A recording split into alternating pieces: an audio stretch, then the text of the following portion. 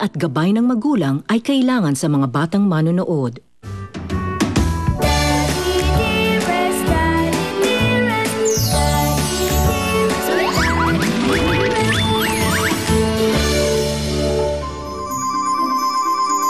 Nung unang panahon, sa isang malayo at sikretong lugar ay matatagpuan ang mahiwagang hardin,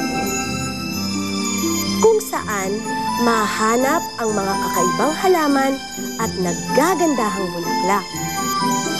At sa gitna ng makukulay na halaman ay makikita ang pinaka-espesyal na bulaklak, isang bulaklak na nakakapagpatupad ng kahilingan.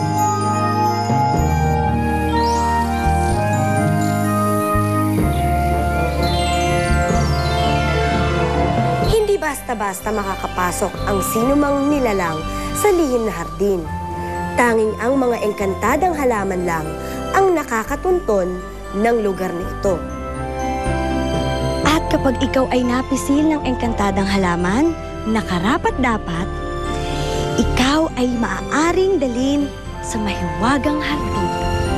At lahat ng iyong nais na makuha ay matutupad agad-agad. Oh. Binobola mo na naman yung anak natin. Ha? Didinig kita. Ay nako, kung merong mambobola dito, ikaw yon. Ako? Tignan mo ako. Bulang-bula mo ako. Tignan mo nga nangyari sa tiyan ko, bilog na bilog. Pero, Kubong, baka mamaya... Oh. Hindi ka pa tumitigil sa pambababae mo dyan, ha? Ako? Nambababae. Ito naman. Hindi ko na ginagawa yun. Tsaka, hindi ko na kailangan magpa-cute pa dahil cute na naman ako. Diba sabi ko naman sa'yo, magmula nang makilala kita, ikaw lang nasa puso ko. Alam mo, ako na yata ang pinakamaswerteng lalaki sa buong mundo dahil natagpuan ko ang isang babaeng maganda, mabait, at mapagmahal. Promise yan, ha? Promise. Kaya yung sinasabi mong, ba yun? Wish flower ba yun? Hindi ko na kailangan yun. Kasi lahat ng wish ko, dapat ko na. Kangan. Oh. Bakit? Aray ko! Rose, Aray! ano nangyari? Maupo ko nga. Aray ko! Aray! Teka, Dali. relax. Aray! Everything is under control. Bong! Teka, ito na nga yata ako talaga! Mga Dor! Mga Dor! Dali! Dali mo ako sa ospital. Bakit? Aray! Mga anak na ako. Ay, ako naman! Baka mabigla, sir! Dahan-dahan, sir! Sino, sir? Bong! Aray ko, Bong! Dahan-dahan. Bakit mo sa uri? Ay! Bong! Bong!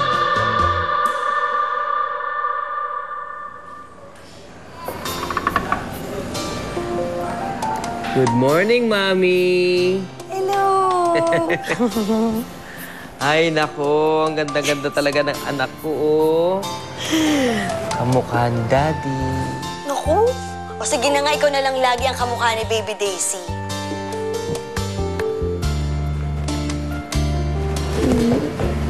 Salamat, ha? Para saan? Kasi minahal mo ako, eh. Ako nga ang dapat magpasalamat, eh. Kasi, ang saya-saya ko. Sana lagi tayong ganito, yung masaya lang tsaka walang problema. Ano naman ang magiging problema natin? Saan? Nasaan si Bong at ang kanyang mag-ina? Nasa taas po, senyora. Che! Che!